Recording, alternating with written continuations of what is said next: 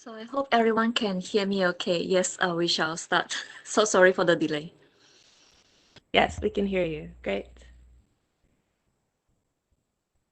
Okay, well, I think we will go ahead and get started today. Good morning, everyone, and for our colleagues in Europe and Asia, good afternoon and good evening.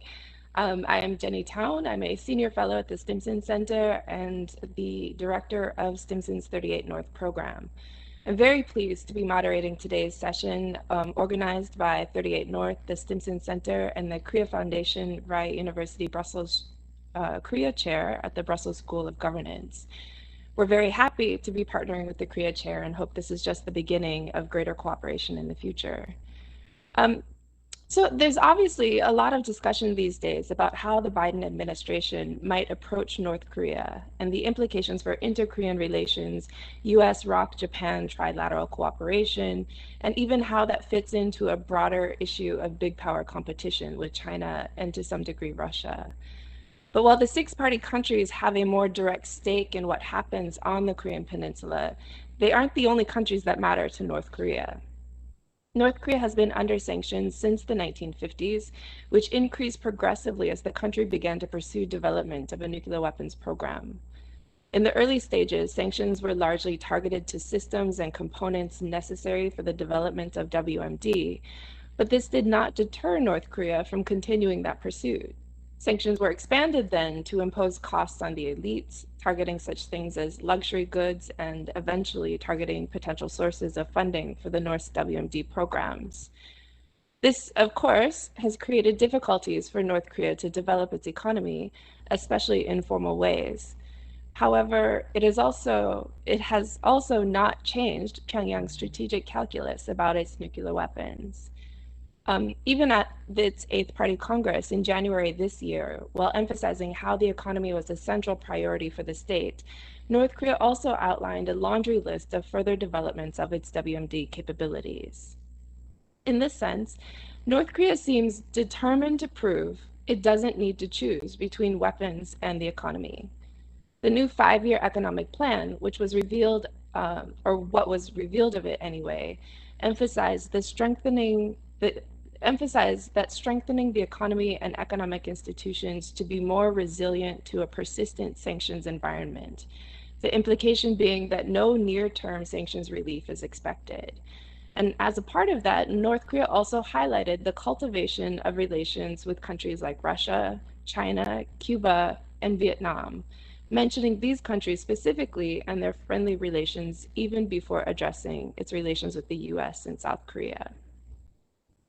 Over the past few years, especially after the Panmunjom and Singapore summits, which seemed to rapidly rehabilitate North Korea's public image, Kim Jong-un has spent a lot of time and energy cultivating relations with more sympathetic states, states who, in many cases, are also under sanctions, either by the US or the United Nations, and who are more likely to work with North Korea despite sanctions being in place. In addition, the states mentioned before, in addition to the states mentioned before, outreach has increased to states and actors like Syria, Venezuela, Palestine, and the African Union. For instance, since 2017, outreach between North Korea and Venezuela increased fourfold, with the North Koreans opening an embassy in Caracas in 2019. Syria's Assad was the first state leader after the Singapore summit to ask for his own meeting with Kim, a relationship that eventually led to the signing of agreements on economic and technical cooperation in 2019 as well. So while these relations may seem relatively minor, they are not insignificant, as they are both part of North Korea's foreign relations strategy, but more importantly, represent a key piece to North Korea's sanctions evasion and mitigation efforts, as well as potential markets for illicit goods and services. So we wanted to spend today talking about North Korea's relations outside of the six-party countries, in regions where the potential benefits of cooperation may be smaller than what it would get from improving relations with the six parties, but who may offer more near-term cooperation based on shared values, shared enemies, or in some cases, simply similar goals. Unfortunately, one of our planned speakers, Andrea Zaharia, an associate researcher for the Romanian Institute for the Study of the Asia Pacific, had something come up and will be unable to join us today. But we still have an impressive panel for today's discussion. This includes Dr. Chuping Hu, a senior lecturer at the Strategic Studies and International Relations program at the National University of Malaysia, and is concurrently the co-founder and co-convener of the East Asian International Relations Caucus there. She is currently leading a project on Southeast Asia-North Korea relations, examining the security, economic linkages, and strategic uncertainties of North Korean security challenges in the region. Dr. Alan Lafkowitz is a senior lecturer and the chair of the Social Science and Civics Department at Tibet College. He teaches as well as Bar Ilan University and is also a research fellow at the Began Sadat Center for Strategic Studies at Bar Ilan University. His research focuses on the foreign and security relations of Northeast Asia, as well as on Korean Peninsula relations with the Middle East. And Dr. Ramon Pacheco Pardo is the KF-VUB Chair at the Institute for European Studies at Vrije University, Brussels. He's also an associate professor in international relations at King's College and its regional envoy for East and Southeast Asia. In addition, he has published a book on US DPRK relations and participated in Track 1.5 and Track 2 dialogues with South Korea, North Korea, China, and Japan. So I've asked each of our speakers today to provide some opening remarks that highlight 3 things we should know about North Korea's relations with either specific countries or regions. And we'll follow that with a short moderated discussion and then open up to questions from the audience. So please note that you can write your questions into the Q&A box at any time, and we'll try to get to as many as possible in the time allotted. So with that, Dr. Hu, would you like to begin? Thank you so much, Jenny Tao, and also Stimson Center and VUB to call organizing this event. I'm very delighted to be here and talking about and shed some light about Southeast Asia North Korea relations. So as Jenny has called upon the panelists to highlight 3 main points that we need to learn about these sets of relationship. So I hereby provide 3 main ideas about North Korea-Southeast Asia relations. So firstly, there is this element of legitimation of the leadership.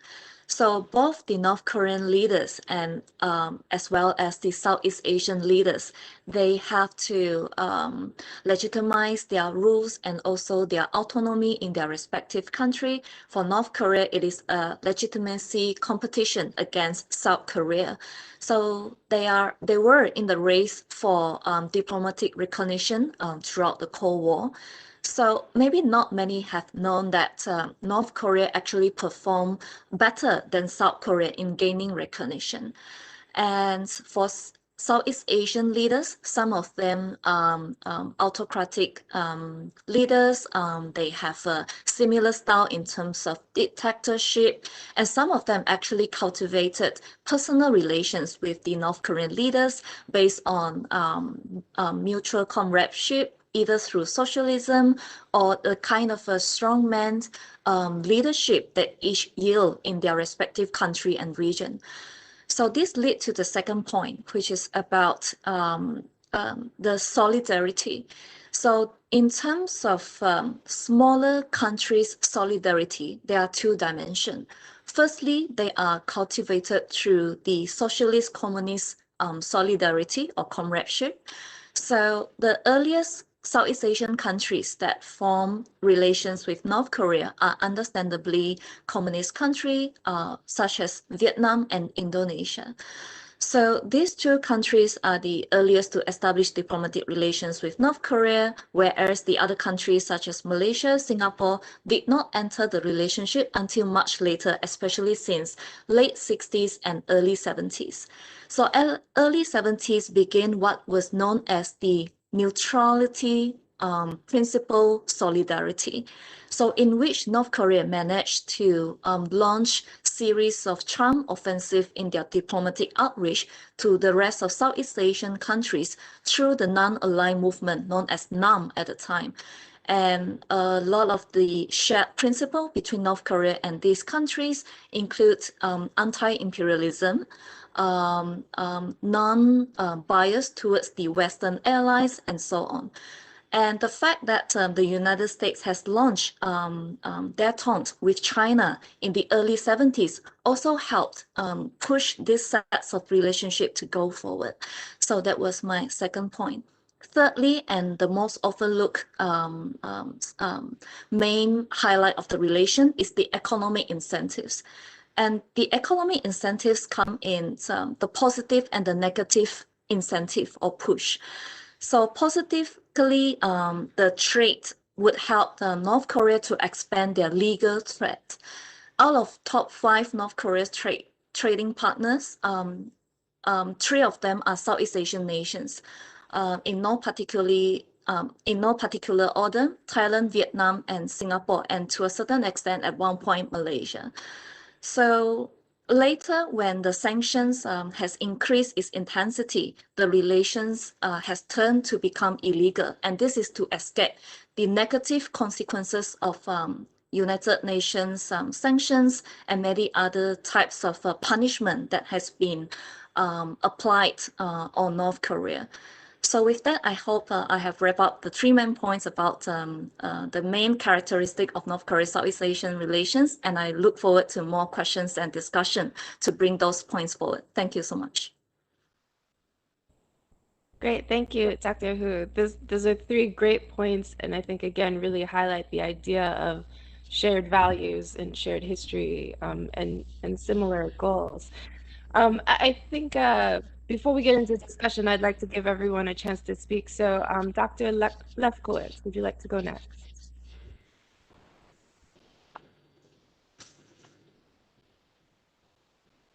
Unmute. It's easy to talk with the unmute. Okay, I got 7 minutes to 3 points, and I'll make it as quick as I can. So thank you very much, and thank you the Stimson Center for inviting me, and special thanks goes to Joint One for resending me the email, because I didn't get the first one. They sent the second one, and thanks to you, I'm here. So if you want to talk about the title of the relation between North Korea and the Middle East, I would give the title, "We're Open for Business." And would say the 3 points, or the 3 things that the relation are based, and my previous speaker talked about it, is ideology, the anti-Americanism, anti-imperialism, non-aligned legitimacy, as you mentioned before me, the legitimacy of getting from the Middle East to North Korea and allowing the Middle East to get it from North Korea. But the main issue is business, doing business. And the bond between North Korea and the Middle East, especially Iran and Syria, are very strong because it serves both interests. I would say sometimes it's 3 states' interests. As long as the sanctions on North Korea will continue, there is no incentive for Pyongyang to disconnect its relation with Iran and Syria and other Middle Eastern states or terrorist organizations which benefit from the military equipment that North Korea sells. Now, North Korea, like any normal states, tries to maximize its export. In its case, the main export is military equipment. The more missiles it can sell to the Middle East, the higher the profits. Missiles they can sell the middle-range missiles in $2 to $3 million for each missile. But facing sanctions and other constraints, North Korea needs to find ways to bypass them. And customers that are willing to take part in deceiving the sanctions regime. Some of the Middle Eastern states are willing to do so, and they are defined as the best customers that North Korea has. Now, Pyongyang relation with the Middle East, as I said, includes mainly military trade, because from the Middle East we have many wars, and there's a military tension, and North Korea is willing to sell its products. So, for example, the Iran-Iraq war was very profitable for North Korea in the 80s, assisting and developing the missile industry in North Korea and selling it to both states. Now, the triangle cooperation between North Korea, Iran, and Syria, which include financial support by Iran to Syria armament, is an important income benefit for North Korea. North Korean Middle East cooperation, military cooperation began in the 60s and the 70s, which included in those days sending North Korean soldiers and pilots to fight alongside with the Egyptian and Syrian forces against Israel. And later on, they sent military forces to assist the Assad regime in the civil war in Syria. Another layer of cooperation between those states is the exports of missiles and technological cooperation between North Korea and especially Iranian missile industries. One can see along the years North Korean fingerprints in the Iranian missile industry and vice versa. It is important to understand that despite the fact that the image of North Korean missile industry is a low-tech industry, mainly in some parts of the US, the North Korean were able to develop a variety of middle, short, long-range missiles. They were able to develop ICBM, SLBM, and other missiles. And despite the fact that the US tried to downgrade them, these achievements, they were able to do so, and the US had to accept this potential threat. Now, once they develop it, they were willing to sell it to anyone who was willing to buy it, especially in the Middle East. Missiles, like weapons, are not the only merchandise. Pyongyang also sells to the Middle East along the years, non-conventional weapons. Along the years, there were many accidents that allowed us to find information about the non-conventional chemical cooperation between Syria, North Korea, and Iran. A few years ago, Israel bombarded the Deir al-Zur nuclear site in Syria, and we were able to reveal the nuclear cooperation between North Korea and Syria. The smoking gun of the nuclear cooperation between Iran and North Korea has not yet been found, despite the numerous indications that we have. Now, to make a summary, is that there were concern, or one would say wishful thinking, that the JCPOA, the Joint Comprehensive Plan of Action, the agreement that was signed with Iran, and later on the honeymoon between Kim Jong-un and Donald Trump, might decrease the military cooperation between North Korea and the Middle East. It didn't. It just moved it under the radar. Thank you.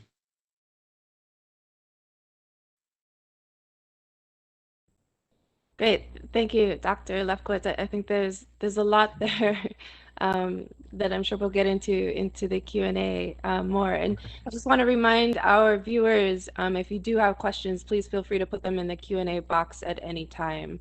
Dr. Pardo, would you like to go next? Yes, thank you. I think you can hear me now. So thanks for organizing this event with us. We're also delighted to be able to partner with 38 North and Stimson. I'm going to focus on the Central Eastern European part also, because our speaker from the region had to drop out at the last minute. And I think there are 3 points that we need to emphasize in this relationship between the CE countries and Central Eastern European countries and North Korea.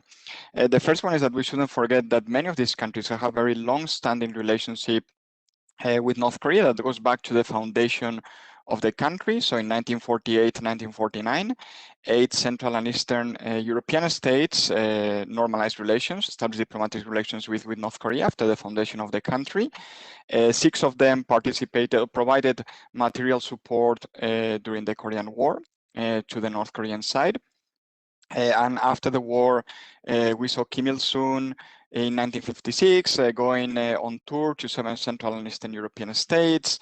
We saw during the Korean War itself and in the aftermath, some countries in the region hosting North Korean kids who maybe had lost their parents or wanted or the prime minister wanted them to leave their country. So you had these bonds that are long-standing.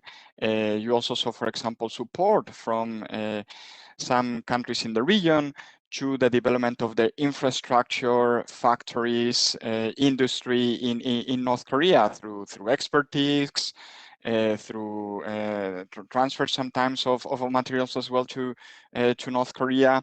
So you have these links that date back really decades. This is not a new relationship. And even if you go to the 1990s, when we saw the disintegration of the Soviet Union and also the ex-Yugoslavia, you saw many of the countries that became independent during that period of time also quickly normalizing relations with North Korea. At that time, we shouldn't forget when many thought that North Korea was going to collapse. So there were countries in Western Europe who could have normalized relations then, and they decided to wait a bit longer because of this thinking that North Korea might collapse. Also, we shouldn't forget that there were some links, it was mentioned before by the two other speakers, through the non-aligned movement, for example, when North Korea joined in 1975. So there were these links not only at the bilateral level and also within the communist bloc, but also as part of this non-aligned movement as well. And what you saw, though, is that these links have started to weaken from the 1980s. And this is the second important point that I want to emphasize. In the 1980s, we saw first Hungary decided to normalize relations with South Korea because of the economic opportunities. South Korea had, so to speak, won the economic competition with North Korea. Then you saw a host of other, or most other countries in the region very quickly normalizing relations with South Korea as well.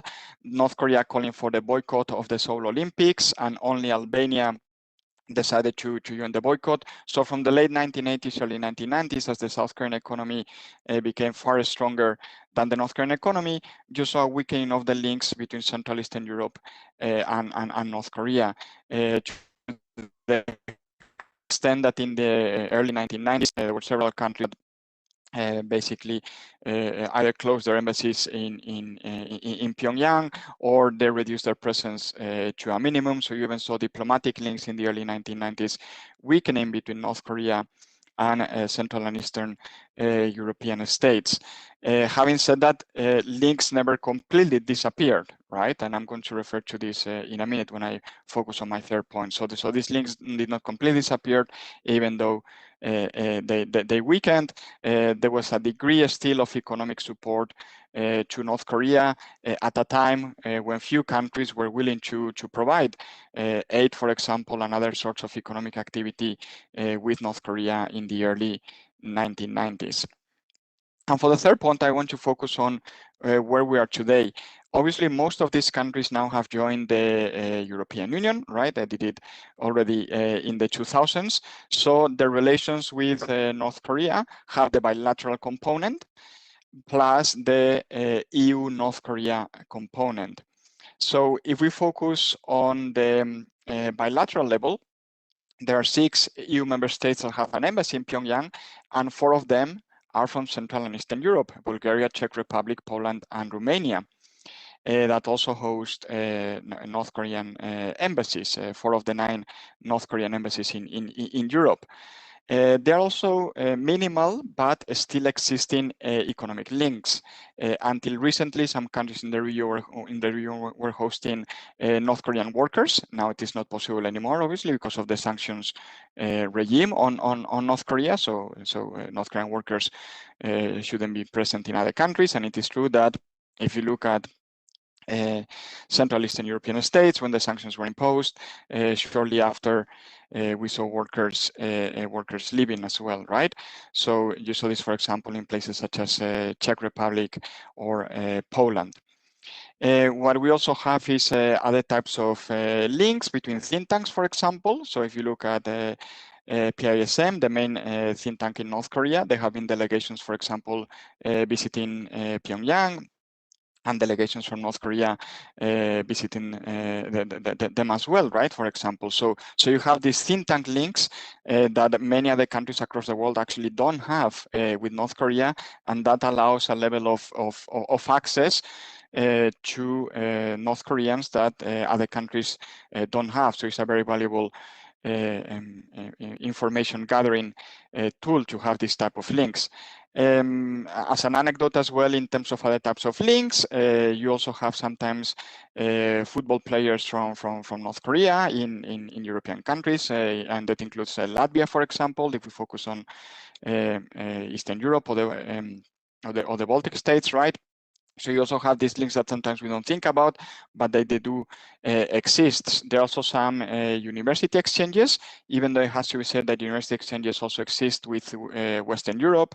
And you could argue that countries maybe such as Germany today have stronger academic links than Central and Eastern Europe, but some of the academic links come because Eastern Germany was integrated into Western Germany, of course, and these strengthened relations or deepened relations between Germany as a whole and North Korea. And one last point related to this, which is the European Union dimension. So the 6 EU member states that have an embassy in Pyongyang, as you can imagine, they coordinate relations. Now with the pandemic, as we know, the embassies have been vacated, but once the pandemic is over, activities will resume, we hope. So they coordinate, as you can imagine, relations with North Korea. So they are very valuable in terms of gathering information about what is going on the ground in Pyongyang and across the country. They are valuable to transmit messages from the international community, from the European Union to North Korea as well. And obviously they have a very regular contact with North Korean officials. So this diplomatic dimension of the EU-North Korea relationship actually is strengthened by the presence of Central Eastern European states that not only have, in some, well, you could argue a common history with North Korea because they used to be part of the same bloc before the transition to democracy and a market economy, but they have these deep links extending back, going back decades that we don't have, for example, in Western Europe, and many other countries don't have. So this is valuable element as well. And I will leave it there for the introductory remarks. Great, thank you, Ramon. So we've put kind of a lot on the table, and I do again want to remind our viewers, if you are interested and have questions, please put them in the Q&A box. I know we have at least one that's coming up, but before we get to it, I would like to ask a couple of questions to our panelists first. And the first one is really, you know, as I said, there was, you know, a significant rehabilitation of North Korea's public image in 2018 after the Panmunjom Summit and the Singapore Summit. Has there been any significant uptick in relations with either specific countries in the Middle East, in Southeast Asia, in Eastern Europe since that point? And if so, what kind of cooperation has really increased in recent years? And I wonder if Dr. Hu, if you could answer this first.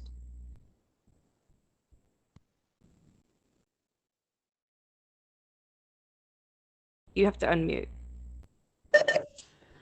Yeah, sorry that I was actually reading the questions. So, yeah, there's a lot to deal with and to unpack here. So, perhaps I would just raise some points about. So, in terms of solidarity and the usefulness of diplomatic relations for both sides. So, for North Korea, they were always being misunderstood as the country that is and hermit, and it is a rock state that was being isolated by the international community. But a study, a detailed study on its diplomatic history doesn't reveal so, as has been explained by the other panelists. So in terms of the historical development from the type of communist socialist solidarity to modern days, a kind of legal and illegal economic ties, there was a lot of personal relations involved in the leader to leader and also party to party relations that not many has written about this topic yet. And I would like to hear from other panelists about this as well.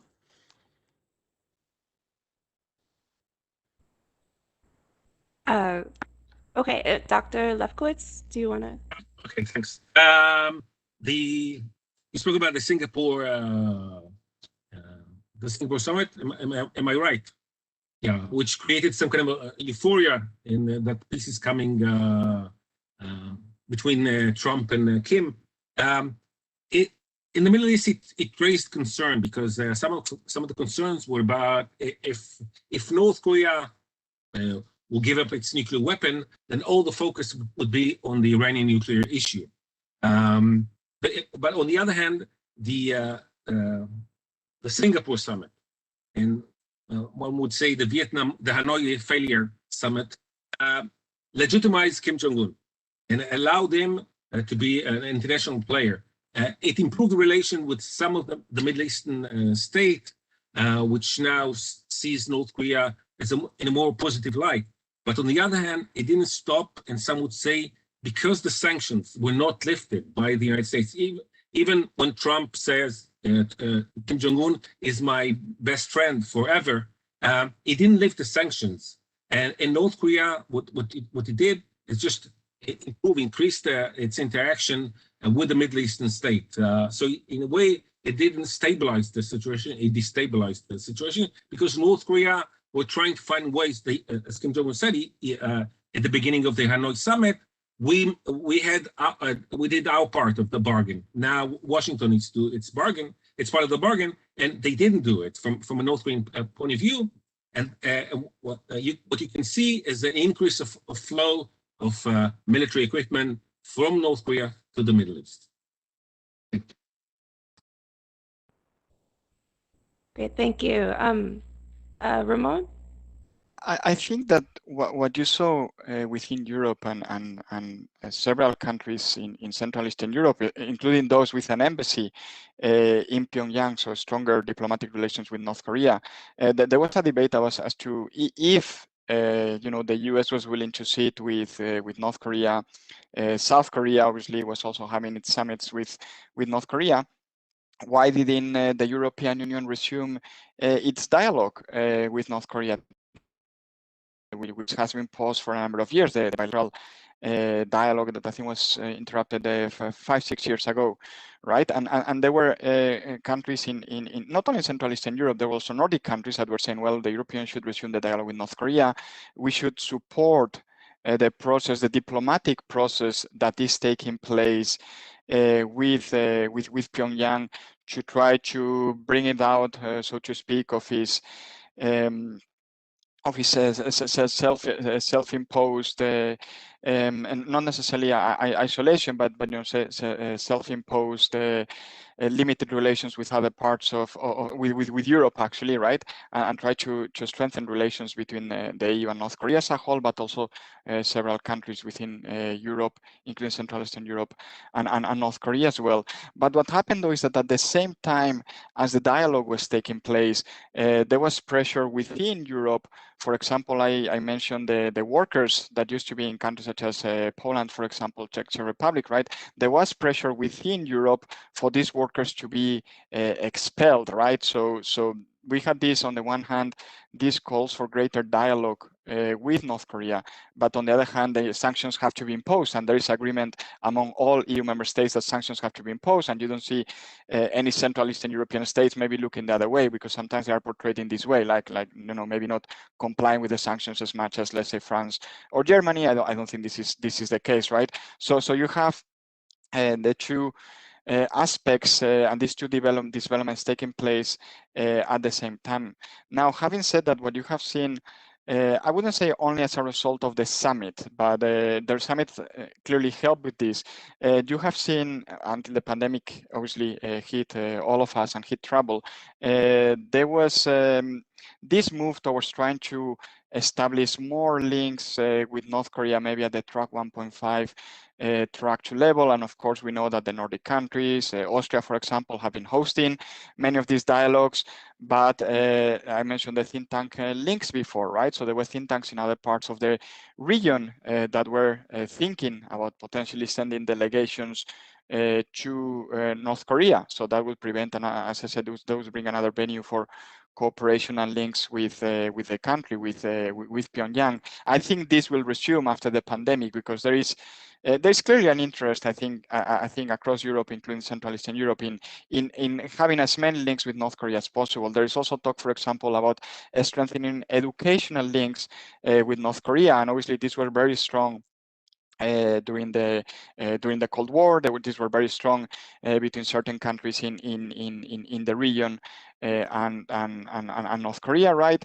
This somehow weakened following the end of the Cold War, but now we have seen in recent years European universities trying to boost links with North Korean universities, right? Even as the EU took a tougher stance towards North Korea, but you saw certain member states that were willing to strengthen these relations, in the field of education, right?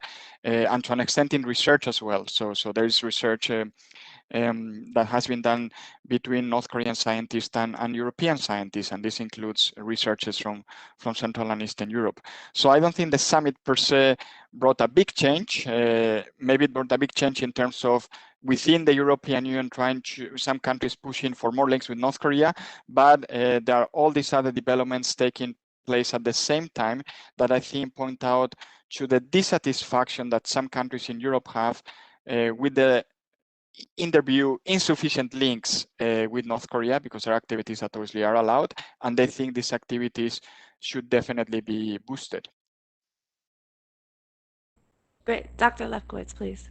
I just want to add one comment. You mentioned South Korea, and the Moon Jae-in administration Moon Jae-in visited many countries, trying to convince them to improve relation with North Korea. He sent his delegates to his advisors to Europe, to the United States, to convince them to improve relations with North Korea. But the big important constraint was the U.S. administration that says, no, we're not willing to ease the sanctions, despite this wonderful summit and despite the wonderful summits that Moon Jae-in had with Kim Jong-un. So now the new administration has to make a decision about what will they do, but that's a different topic that you might ask later on. Okay.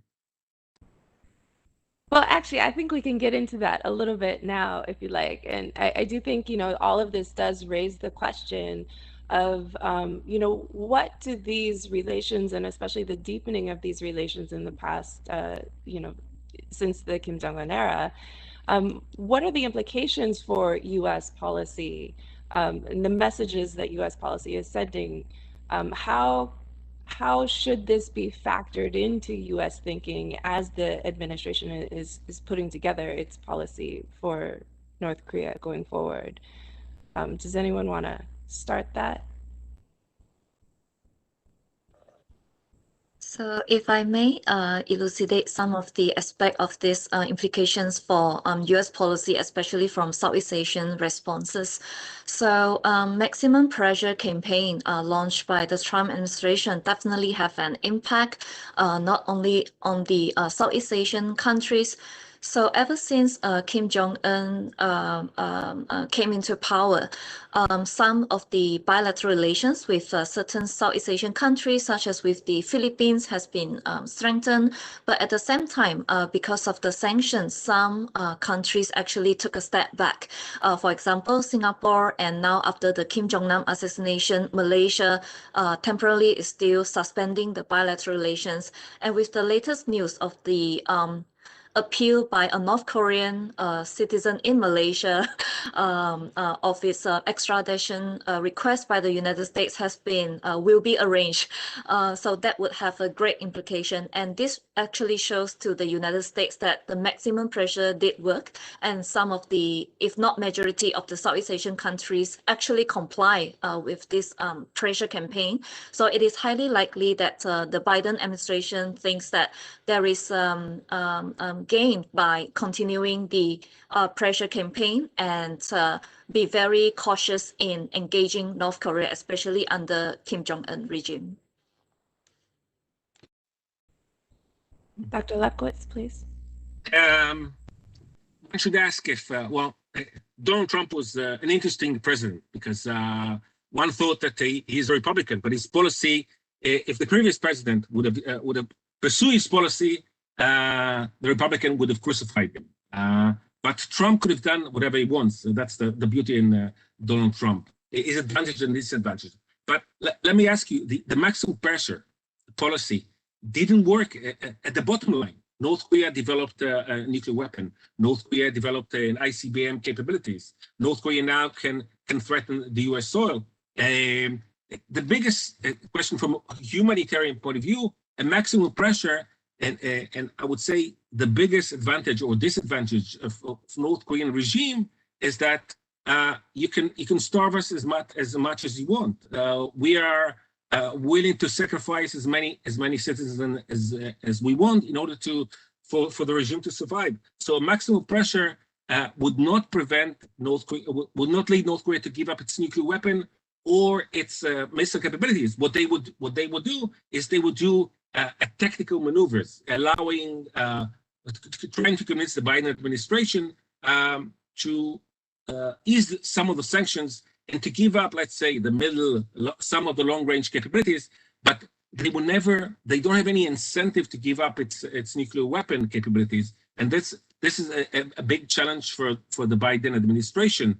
There's no an excellent solution to convince North Korea to give up, maybe to accept the idea and to try, some said, improve relations with North Korea and try to do the change from within. So bottom up diplomatic relation between the United States and North Korea, and then try to do the change from within, and by doing so, changing the regime in North Korea. But the last thing is that some of the South Koreans would say that we pray to God that the regime in North Korea will not collapse, because the collapse of a North Korean regime would be a nightmare for us. Okay, thank you.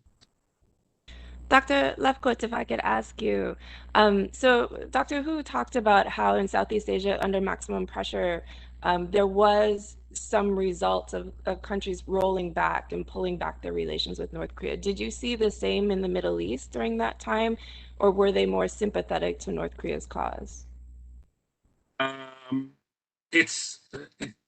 There's an ambiguity, and I would say ambiguity and concern. I would say Saudi Arabia, some of the Gulf states, were supporting a maximum pressure on North Korea, because for them, there's a link between North Korea and Iran. If the United States, the U.S. administration, and there's a big concern now in some of the, I would say, conservative, moderate, one could debate if they are moderate, Saudi Arabia, some of the Gulf states are concerned that the new administration would not increase the sanctions on North Korea, and by doing so, passing the message to North Korea and to Iran that you can develop your nuclear capabilities, and we would accept it. We won't be able to prevent it. And the link between these two states influence the policies and the debates within the countries that oppose Iran. So if one would say, if someone would bombard North Korean nuclear capabilities, some of the Middle Eastern states would condemn it, but at the same time, they would say, please move on to the next destination, which would be Iran. I'm exaggerating, but there is a link. Some of the Middle Eastern states are linking between what's U.S. policy towards Iran and U.S. policy to North Korea, and they see the failure of the U.S. administration along the years to prevent North Korea from developing nuclear capabilities, and they're concerned that this failure would convince Iran develop the nuclear weapon, and you get 100% immunity. Great, thank you. So we have a lot of questions coming into the Q&A box, and so I do want to get to them now. And I think the first one it really talks about Southeast Asia. So I think, in the Middle East, there's an obvious pattern where a lot of the trade, a lot of what the Middle East gets from the equation is weapons, missiles and arms. In Southeast Asia, what is the economic appeal of North Korea? Dr. Hu, can you address this? Thank you. In the early days, they are mostly attracted by the raw material that they can gain from such trade. So even from North Korea, there are gains from the trade ties maintained with each of the Southeast Asian countries. For instance, with Malaysia, it is rubber. So it is still being imported up until the point of assassination. So aside from I answer partially in the Q&A that material gain is not a priority for most of the Southeast Asian countries to maintain the so-called economic relations with North Korea. So a lot of it can be said to be symbolic, and some of them are crucial because of the personal ties. For instance, the Sukarno family, which was inherited until today. So under the current Jokowi administration, some of the major state link companies are still having these business ties with North Korea up until the point before the pandemic hit. So as for Vietnam, they used to export a kind of economic reform model. Some of the North Korean officials were trained in that Doi Moi model in Vietnam, but seems like it doesn't have very wide spread influence because it depends on the leadership when we talk about North Korea. So if the leader doesn't intend on carrying out the economic reforms or whatever training that they receive either in Vietnam or China, it will not bring any meaningful results back in North Korea. Great, thank you.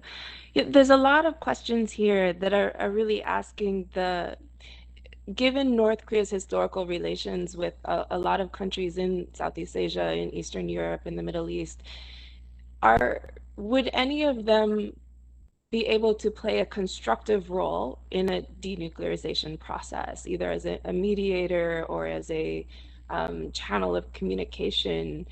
And there's been several questions on this for each of the regions. So I wonder if each of you could address this in some way. And Ramon, why don't we start with you?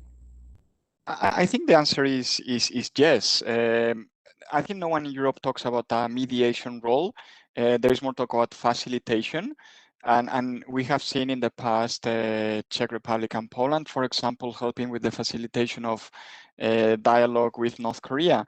Also, the embassies in Pyongyang, right? If you talk to the ambassadors, other people working in the embassies in Pyongyang from these countries in Central Eastern Europe, sometimes they have easier access to North Korean officials because of the shared history, because in the past their countries provided economic support to North Korea. So there's this lingering trust between North Korea and these countries because of the support that Pyongyang received in the past. And actually, it is quite interesting when sometimes ambassadors from the region come back to Europe, for example, and they debrief on their activities. They have very interesting insights. So let's say there is a dialogue process between the two Koreas, the US and North Korea, that is more sustainable than we saw under Trump.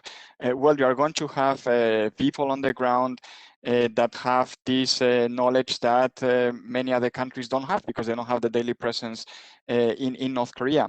And there is a second aspect that I think we should emphasize, that if there is ever going to be an economic transition process in North Korea, clearly, Central Eastern European states underwent the same transition process in the 1980s, 1990s onwards, right? So they would have a better understanding about how socialist economy might go about opening up. So in Europe, we had the big debate between those that followed a gradual path towards transition to a market economy and those that have more the big bang approach of immediately implementing market reforms, right? So there could be this sharing of ideas and experiences with North Korea that other countries cannot share because they don't have the same history. And there's one third aspect in which I think Central Eastern European states can be important in an engagement process, sustainable engagement process with North Korea,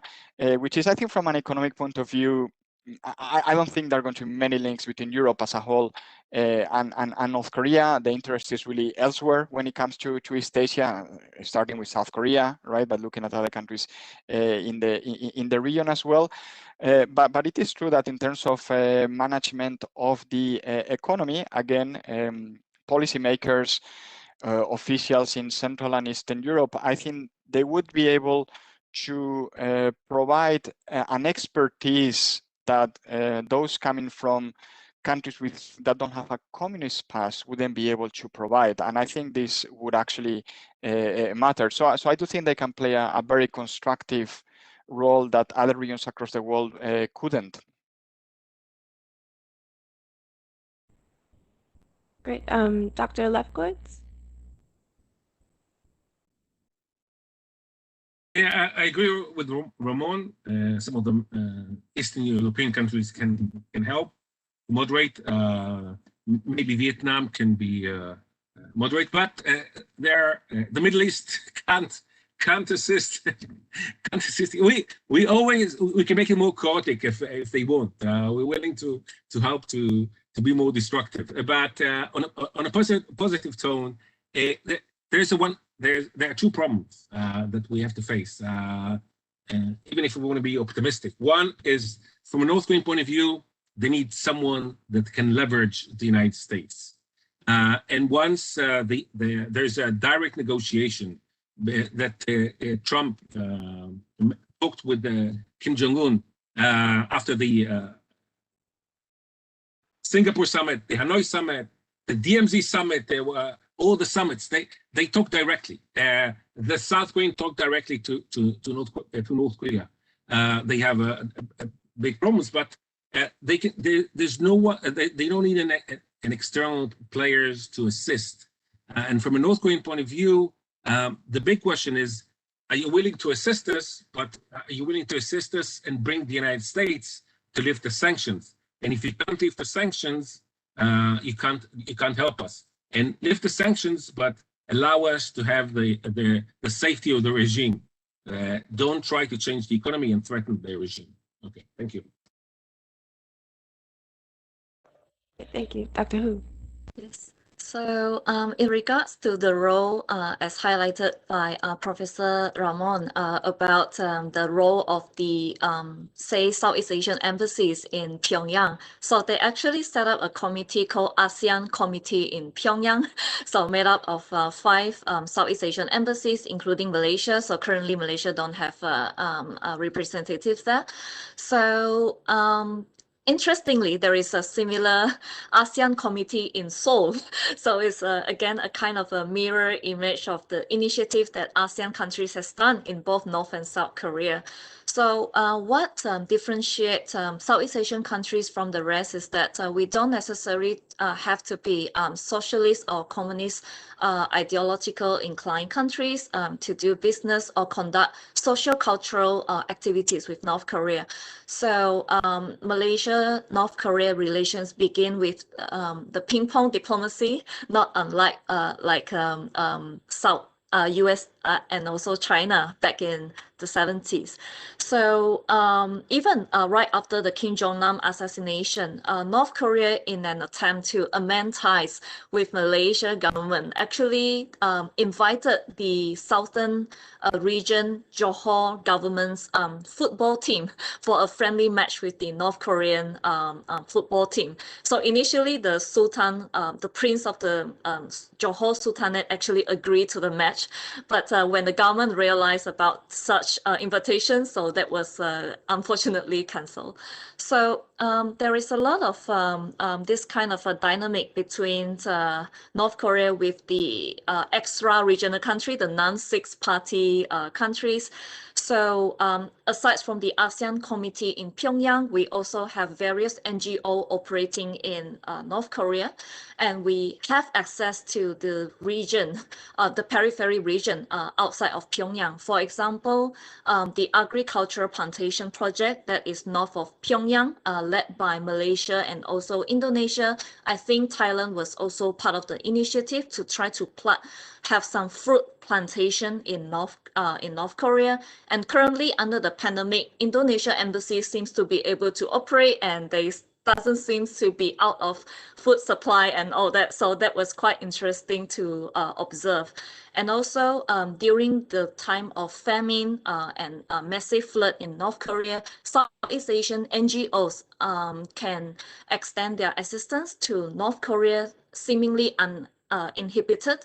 So that also illustrates other way that, and also the most interesting aspect where non-six-party countries can extend or to engage North Korea and with on humanitarian reason.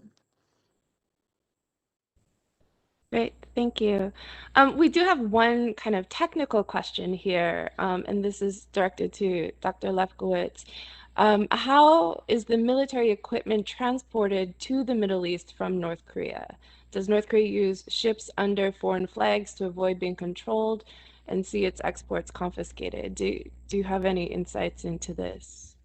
As we say in multiple question, all the answers are correct. Yeah, they use ships, they use airplanes that are, the shipments are moved to China, and from China they're moved to places in, if we're talking about the Middle East, some of the flights go to Iran, and through Iran they are shipped to other places in the Middle East.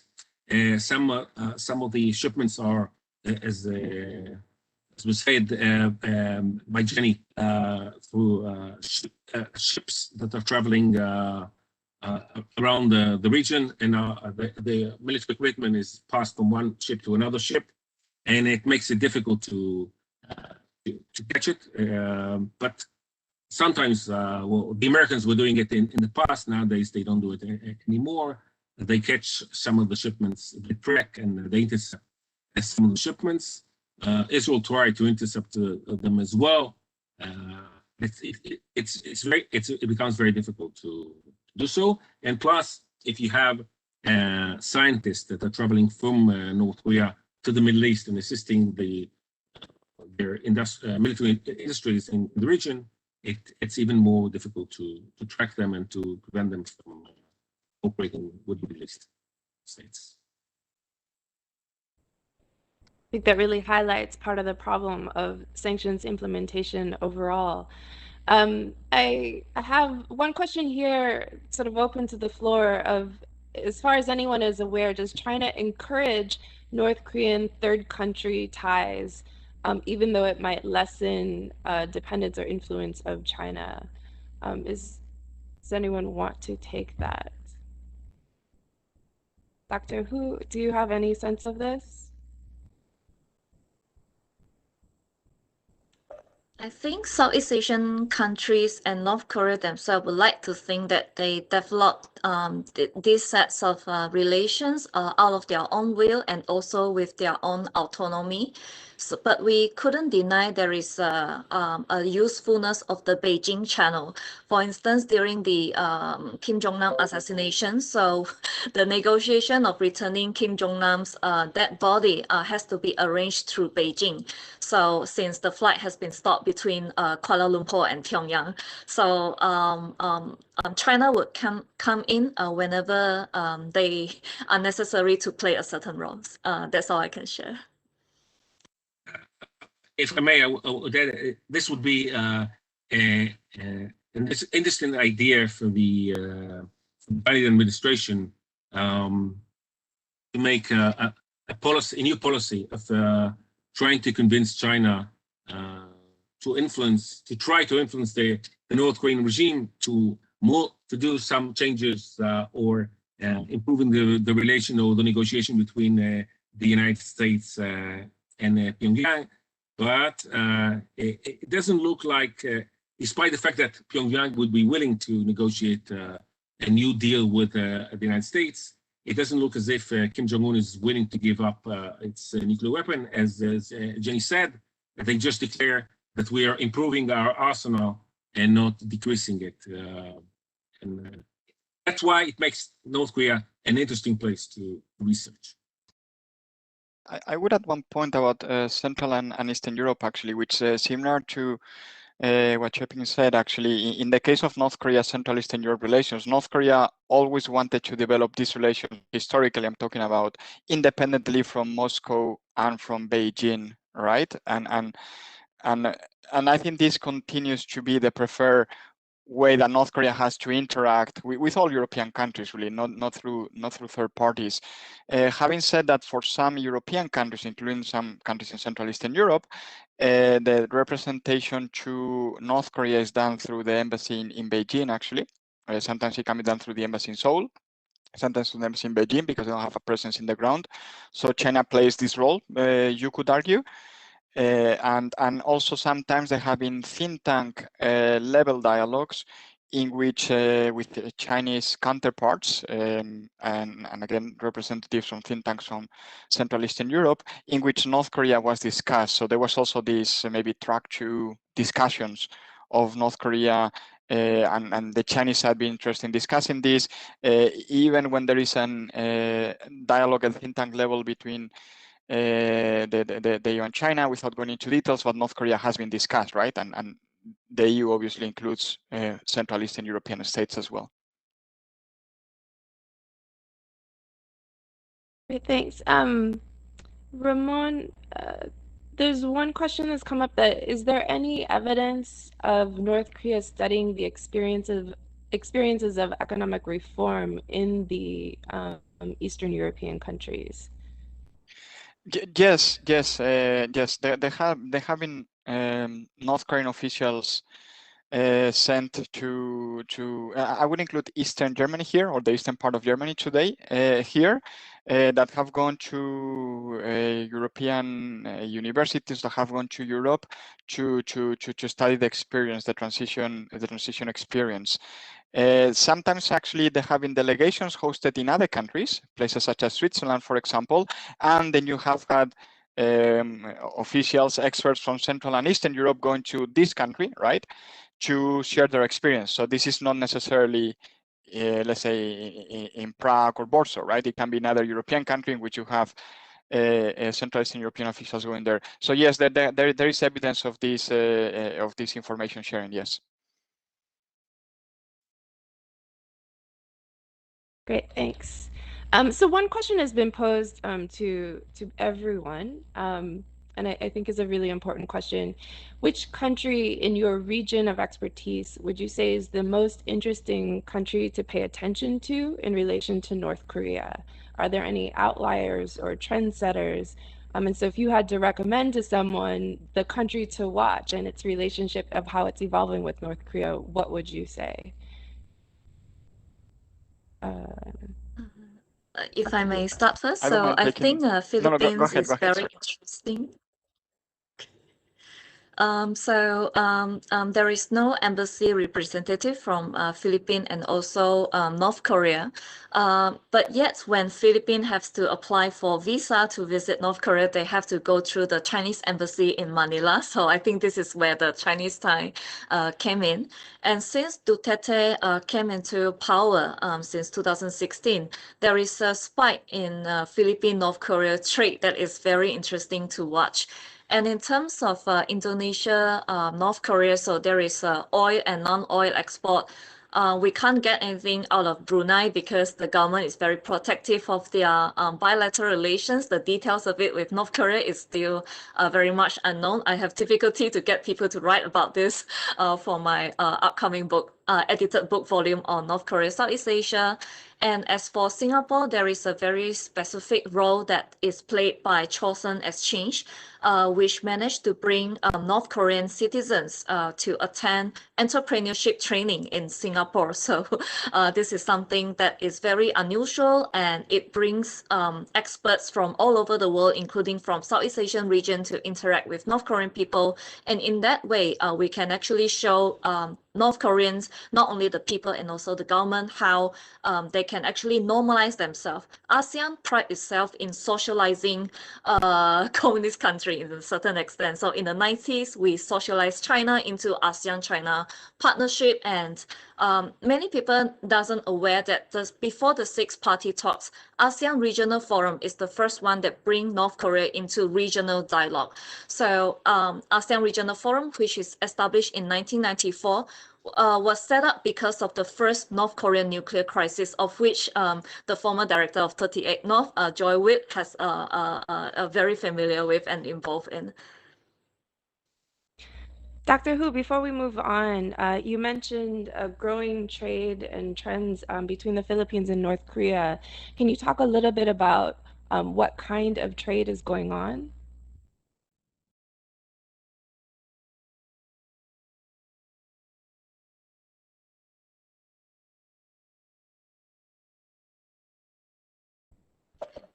Oh, thank you. Sorry. So, for instance, back in 2010, there is no import from North Korea to the Philippines, but Philippine export to North Korea amount to $1 million on average per year.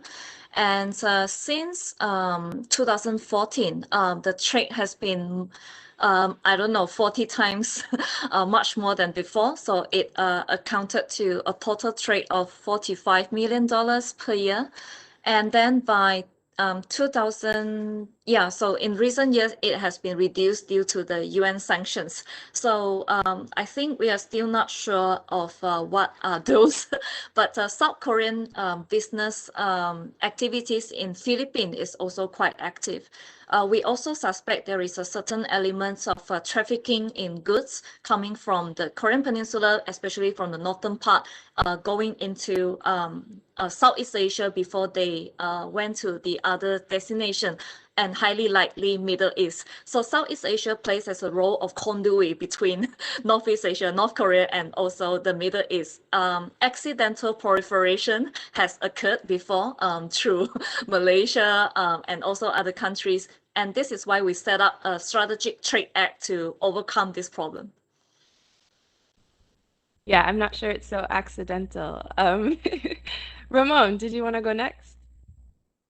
Yes, sure. I mean, I would start with the four countries that maintain the stronger diplomatic links, right? So Poland, Czech Republic, Romania, and Bulgaria. But I think I would zoom in to Poland and Czech Republic because they are the two countries that have the most comprehensive set of relations with North Korea today, right? So they not only have the history, but today they have the strongest relations with North Korea in the region, as I said, because it's not only about diplomatic relations that they have with North Korea, but they have the people-to-people relations as well that are important.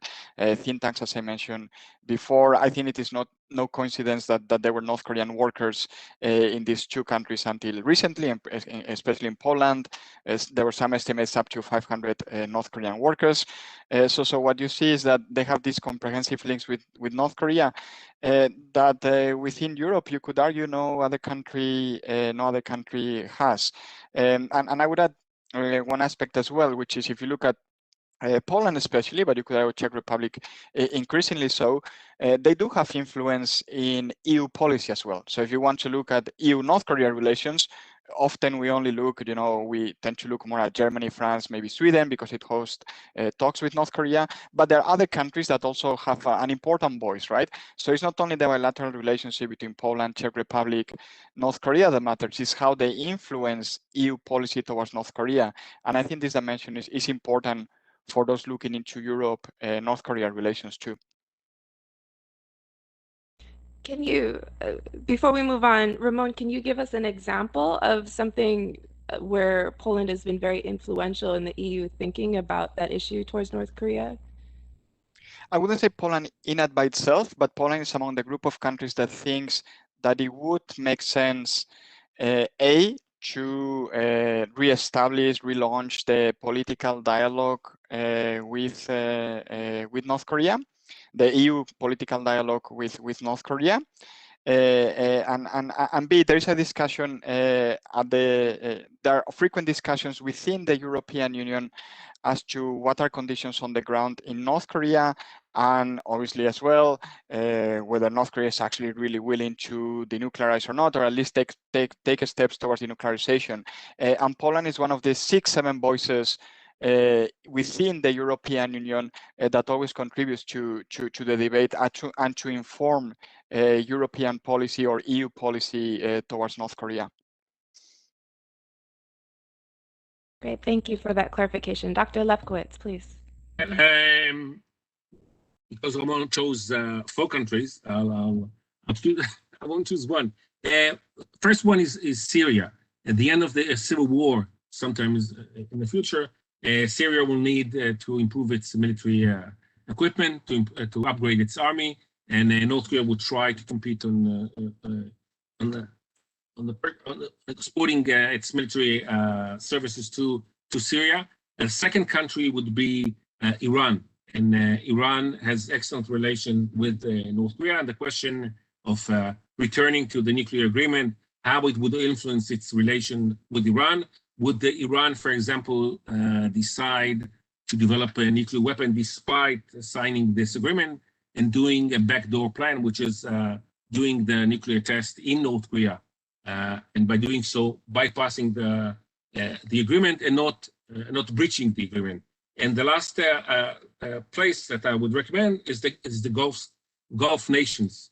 There are thousands of North Korean workers in the Gulf states. If there will be an increase in the number of these workers, this is an indication that North Korea is has economic problems, that it looks for an additional income from those states. Thank you.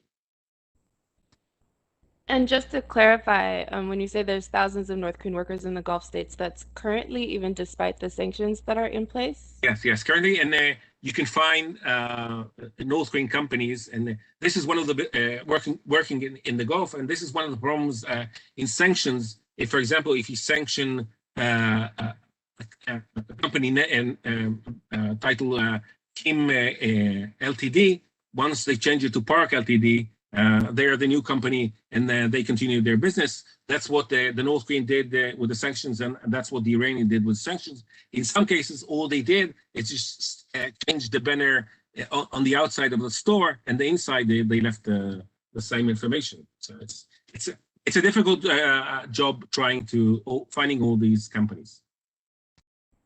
And the nature of the companies that are there, are these mostly construction companies, or what kind of work do they do? They're trade companies, construction companies. Some of them are companies that are doing business for North Korea in order to sell its product all around the region. And they allow North Korea, they can be defined as end users. Once you define, let's say, the Gulf state as an end user, you can import or export. So you can import to the Gulf states. And later on, they moved the merchandise to other places. That's how North Korea was able to develop its nuclear weapon, by using the black market and sending some of the products to the Gulf states and through the Gulf states directly to North Korea. Great, thank you.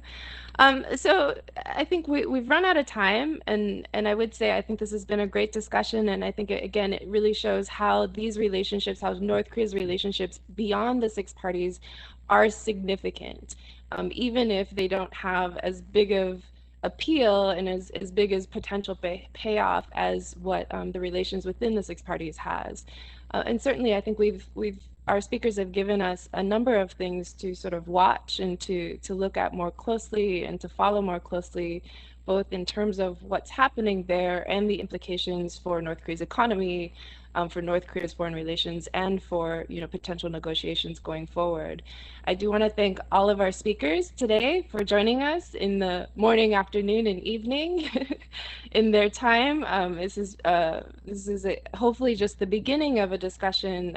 I'd like to do more of these going forward and really looking at some of these relationships in greater depth. And I want to thank all of our participants for sticking with us for this time. and for this important discussion. And so thank you, everyone. Thank you to the Korea Chair at Brussels University, Brussels School of Governance for partnering with 38 North. And I hope you all have a good day. Thank you.